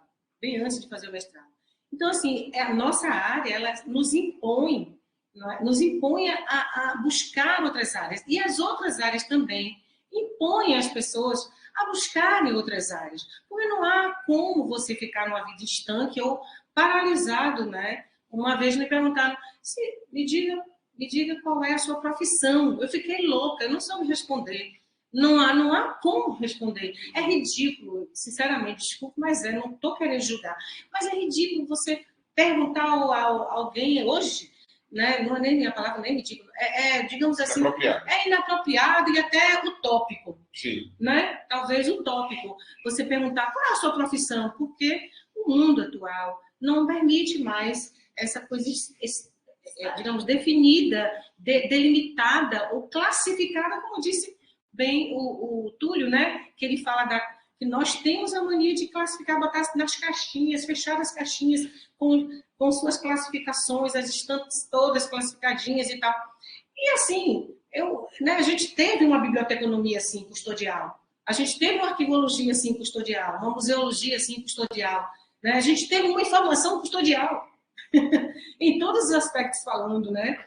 E assim, nós tivemos também aqueles profissionais que passeavam por outras áreas, mas que tinham medo, receio de dizerem, o professor Barros Veloso mesmo, ele disse que ele estava na clínica lá, clinicando nos hospitais, e quando chegava à noite, ele corria para os bares de blues, de jazz e tal, ia, sabe, fazer produção e gravava e tal, mas ele não dizia a ninguém. Ele ia trabalhar com azulejo. Imagina, médicos, trabalhar com preservação, conservação, restauração de azulejarias, né?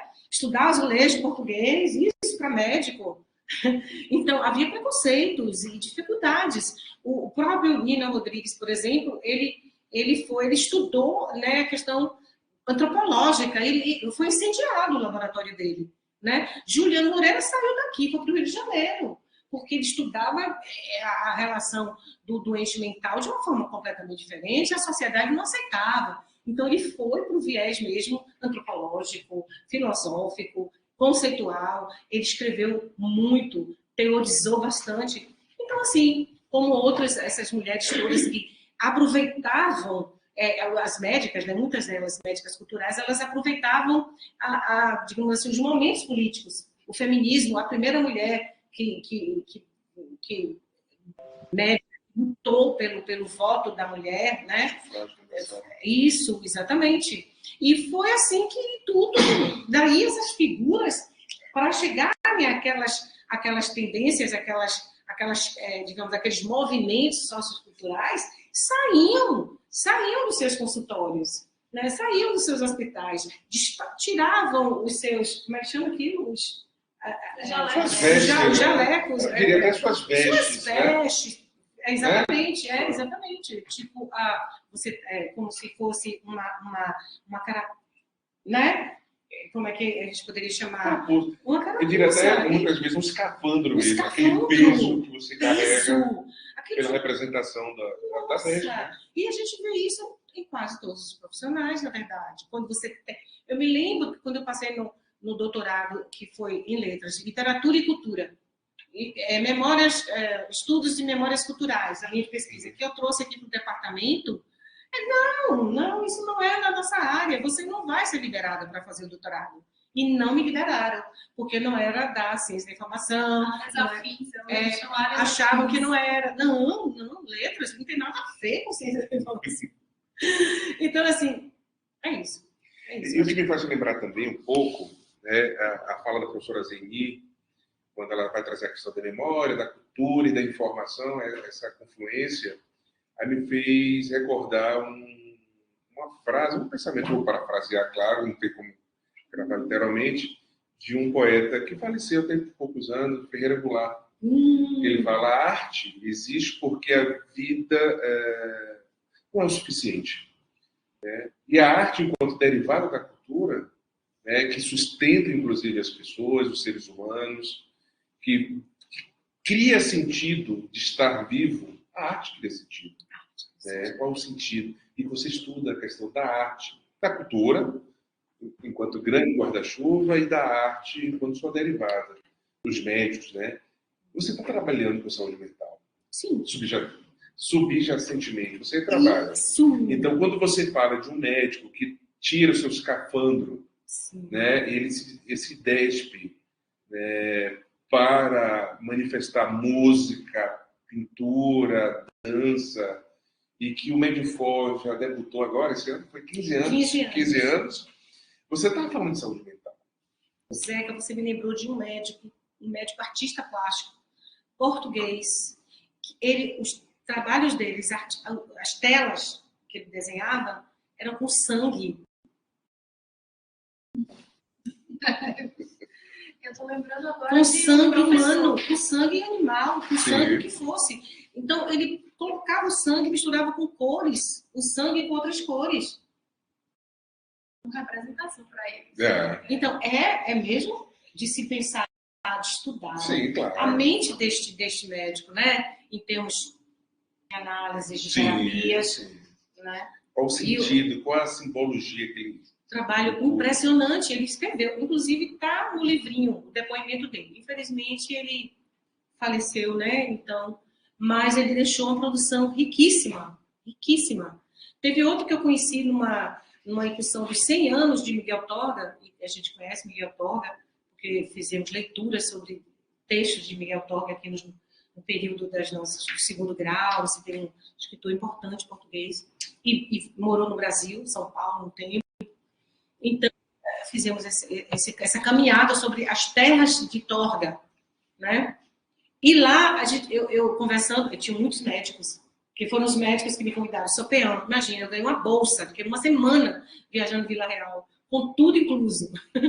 Né? E os médicos têm dinheiro, né? A ordem dos médicos funcionando, Sopeão. Então, eles abriram espaço quando viram o meu projeto, acharam incrível. Não, professora, a senhora está convidada. Eu era a única que não era médica.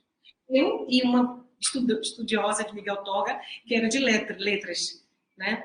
E aí, então, eu conheci um médico que ele era fascinado, e ele escrevia só sobre as saunas medievais.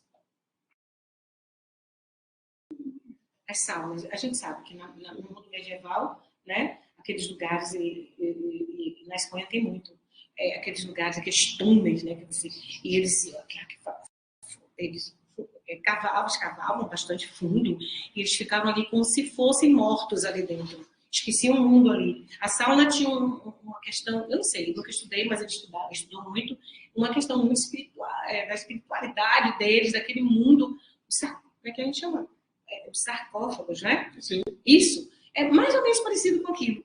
E a gente, sabe por que ele confessou, e com medo de confessar? Porque nós visitamos lá em Vila Real, tem uma área que é justamente de escavações, de demonstrações de descobriram, né? Os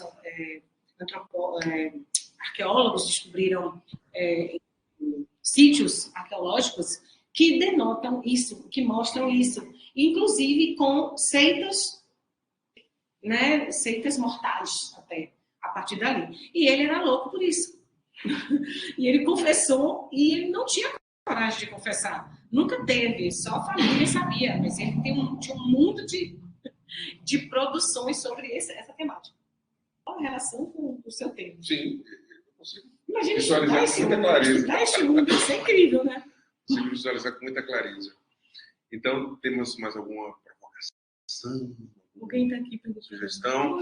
Fabiana escreve aqui, essa associação entre a medicina, informação e cultura realmente é muito importante e interessante para o desenvolvimento de temáticas de pesquisa científica. Olha, só na fala da professora Zeni eu já consegui visualizar assim, umas 2 ou 3 possibilidades de dissertação e tese que poderiam ser extraídas. E Fabiana trabalha no Memorial de Medicina. Maravilha, maravilha, Fabiana. Venha para nós, já está aqui. Não, ela está aqui. Maravilha.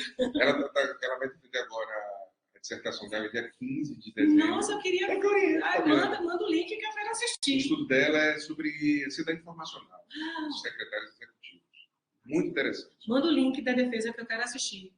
Vamos colocar, vamos tentar, né, fazer o formato. Fabiana, esteja no dia 22, em homenagem, né, à professora Maria José, que você sabe que foi ela que criou o memorial, aquela parte, né, do Memorial de Medicina. Ela esteve junto, né, com o reitor Macedo Costa, e ela participou diretamente desde o início, e depois ela que criou mesmo o primeiro arquivo, né, ali, retomou tudo aquilo.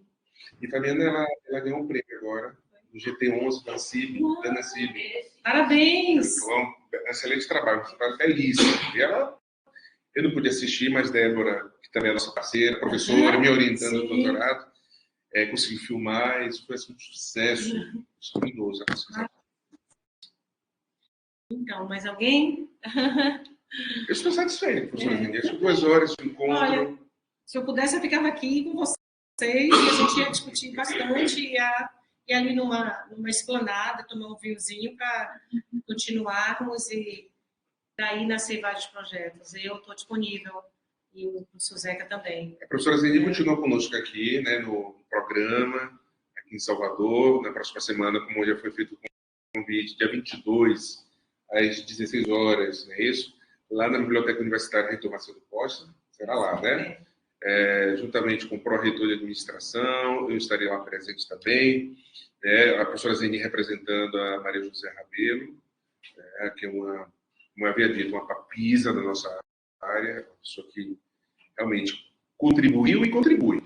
E contribuirá porque suas pesquisas acabam reverberando. Participe, então, tá bom? Eu estou mais que satisfeito, 6 horas em ponto.